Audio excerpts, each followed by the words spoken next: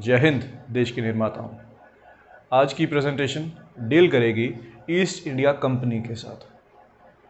What was east India company और धीरे धीरे कैसे ईस्ट इंडिया कंपनी की मोनोपोली खत्म होती है और ब्रिटिश क्राउन के अंदर भारतीय एडमिनिस्ट्रेशन आ जाती है।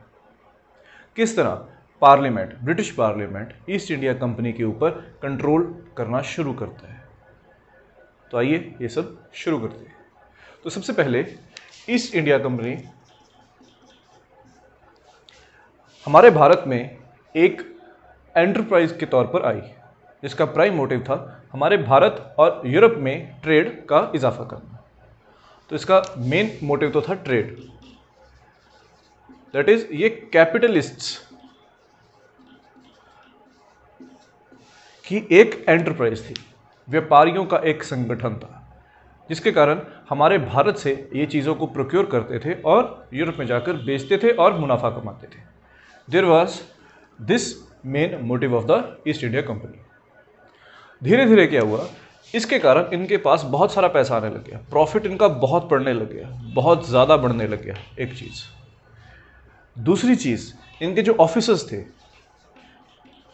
उनमें करप्शन चरम सीमा पर हो गई, बहुत ज़्यादा करप्शन हो गई।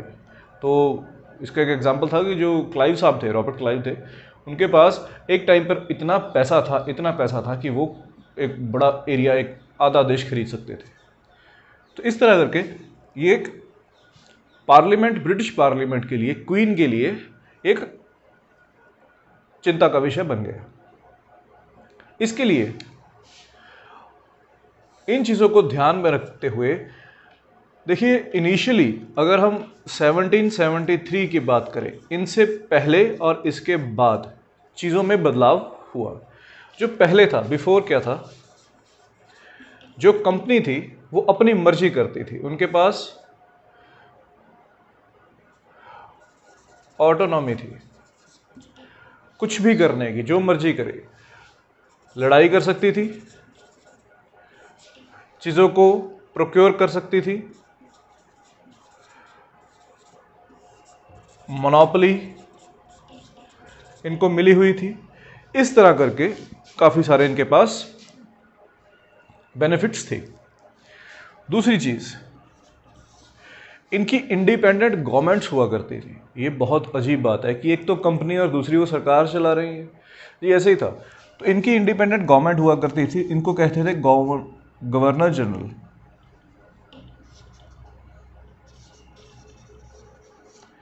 तीन तरीके से काम करते थे। एक थे बंगाल के, फिर उसके बाद Bombay, then was Madras. So this was how the structure of the company existed before 1773। अब 1773 में क्या हुआ, जो क्वीन थी, या क्वीन तो चलो क्या थी, जो इनके ब्रिटिश क्राउन था, पार्लियामेंट था, उनको ऐसा लगा कि कहीं ना कहीं ये चीज़ें जो ये अनड्यू हैं, ये कंपनी के ऊपर, ईस्ट इंडिया कंपनी को अनड्यू पावर दे रहे हैं। तो इसको हमने क्या करना पड़ेगा, न्यूट्रलाइज किया जाए, इसको न्यूट्रलाइज करना पड़ेगा।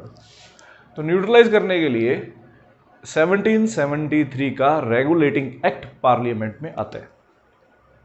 अब ये समझिए क्या है, देखिए। तो 1773 में लॉर्ड नॉर्थ नाम के एक जेंटलमैन थे, उन्होंने पार्लियामेंट में, कौन से पार्लियामेंट, ब्रिटिश पार्लियामेंट में, ये कहा कि सर ऐसे है, एक कमेटी का गठन किया जाए। ये जो कमेटी है वो क्या करेगी, जाहिर सी बात है इस सारे के ऊपर शोध करेगी, इसको प्रॉपर इसका एनालिसिस करेगी और फिर एक रेगुलेटिंग एक्ट लेके आएगी जो ईस्ट इंडिया कंपनी की कार्यशैली को रेगुलेट करेगा। इस तरह करके एक विचारधारा का सृजन होता है इस जगह पर। 1773 के थोड़ी सी पहले की बात है, क्योंकि 1773 में वो एक्ट पारित हो जाता है। तो ऐसा करके कुछ एक विचारधारा बनने की एक सृजन हुआ इसका। Excuse me. फिर क्या होता है, अब ये चीज बन के तैयार होती है और यहां पे एक रेगुलेटिंग एक्ट पारित हो जाता है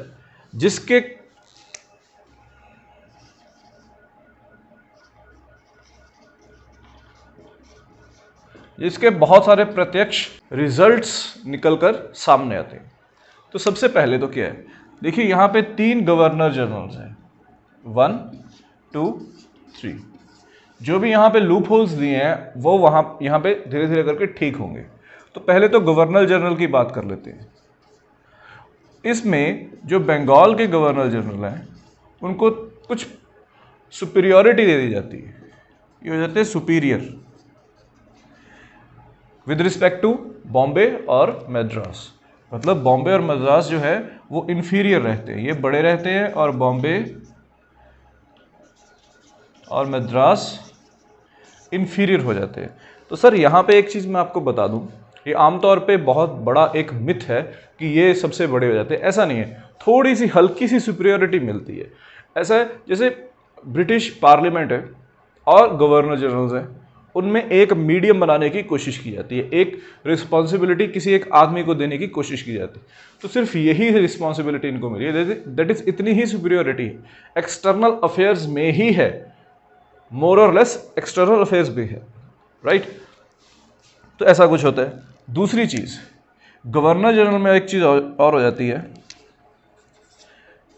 यहां पे क्या था, ऑटोनॉमी थी, वॉर करने की, प्रोक्योर करने की, और मोनोपोली भी थी इनको। तो यहाँ पे ये एनाटॉमी जो है, ऑटोनॉमी जो है उसे थोड़ा सा कम करने की कोशिश करते हैं। तो इसके लिए एक बोर्ड एस्टेब्लिश किया जाता है जिसकी एडवाइजरी बोर्ड होता है। जो गवर्नर जनरल जो भी काम करते हैं वो एडवाइजरी बोर्ड की राय से करेंगे। यहां पे होगी वोटिंग। इस बोर्ड में 4 सदस्य थे, पक्के तौर पे ही 4 सदस्य थे। तो इस वोटिंग में आपको मेजॉरिटी लेके आनी पड़ेगी, फिर ही आप कोई कार्य कर सकते हो, फिर ही you can do a work. अब एक चीज ये हो गई। अब 4 सदस्य कौन थे? 4 सदस्य जो थे वो थे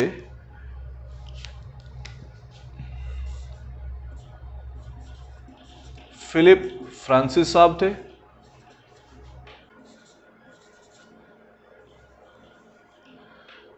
जॉर्ज मैंशन थे, उसके बाद रिचर्ड साहब थे, जॉन क्लेवरिंग साहब थे। ये जो 4 लोग थे, इनके साथ राय मशवरा करने के बाद जो भी गवर्नर जनरल है वो अपना काम करेंगे, अपना फैसला लेंगे। तो ये एक चीज़ थी। फिर उसके बाद ऐसा सब कुछ करने पे ना एक थोड़ी सी गड़बड़ हो जाती है। थोड़ी सी गड़बड़ ये हो जाती है कि इस टाइम जो गवर्नर जनरल थे बंगाल के, that was Robert Clive.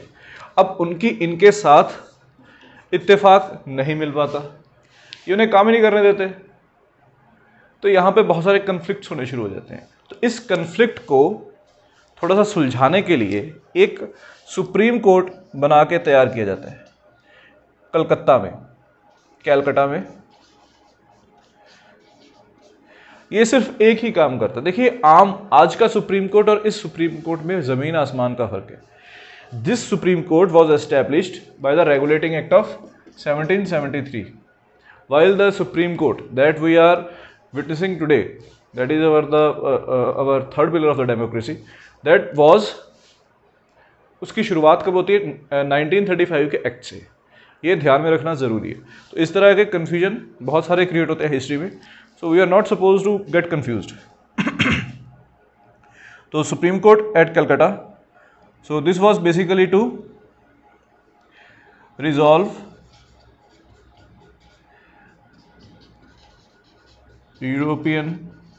Europeans conflicts.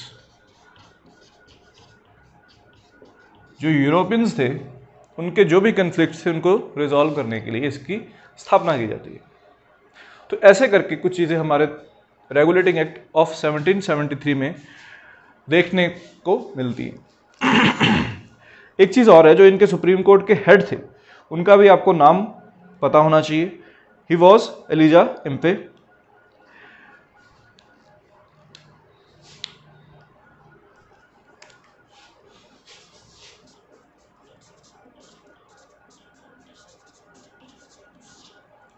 I hope this is clear to you all that the basic agenda of this act was to regulate as the act states. एक चीज़ मैं आपको और यहाँ पे साफ कर देना चाहता हूँ कि रेगुलेटिंग जो एक्ट्स हैं ये काफ़ी सारे हैं।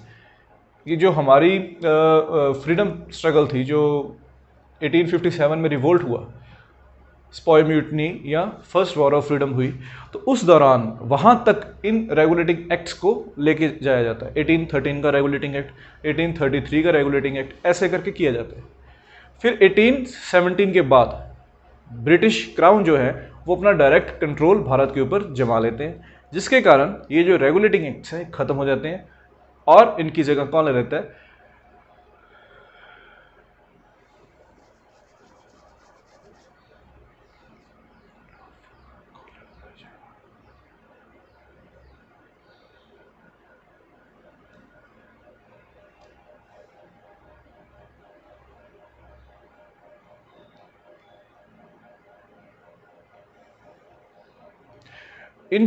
इनकी जगह फिर गवर्नमेंट ऑफ इंडिया एक्ट्स ले लेते हैं, जैसे कि गवर्नमेंट ऑफ इंडिया एक्ट 1935।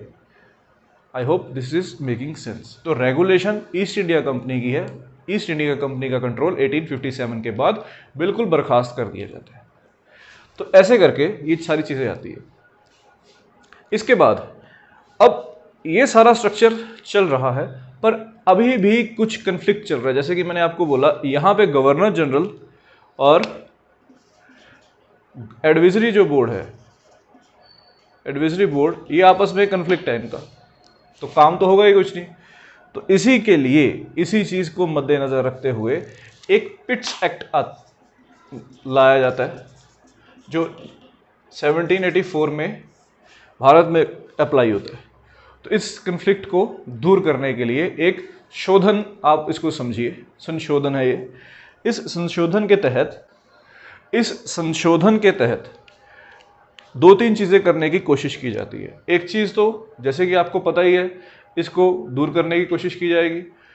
तो जो बोर्ड आपको पहले देखने के लिए मिला, उसको 4 मेंबर से घटाकर उसके जो मेंबर्स थे वो 3 कर दिए गए, प्लस गवर्नर जनरल को एक वीटो की शक्ति मिल जाती है यहाँ पे।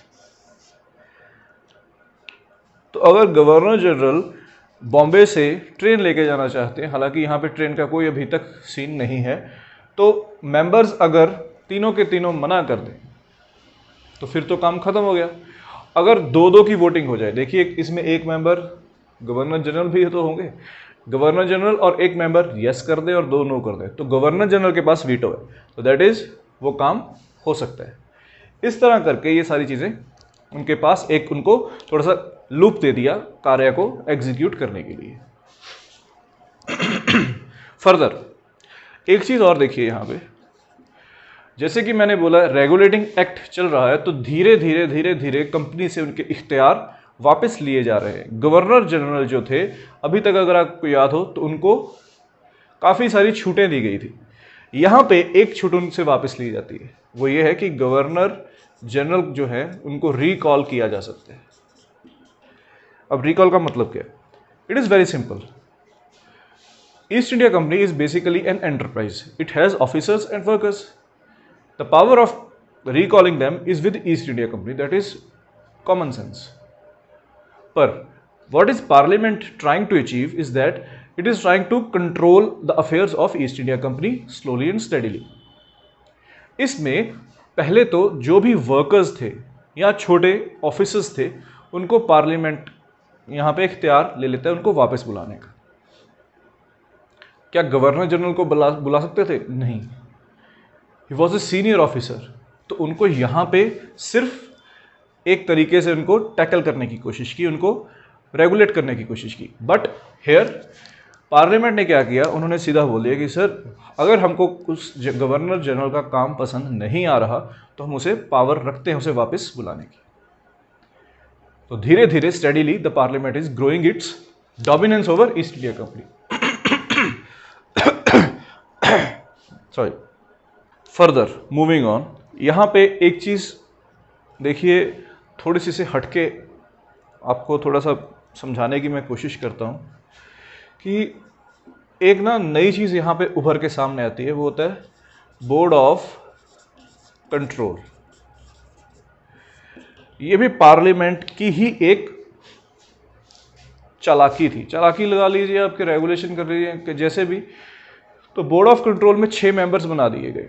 अब ये 6 मेंबर्स क्या करेंगे, जो भी कार्य ये करते हैं, ईस्ट इंडिया कंपनी करती है जो कुछ भी, उसके ऊपर वो ध्यान रखेंगे और उसकी एक रिपोर्ट तैयार करके पार्लियामेंट के सामने रखेंगे।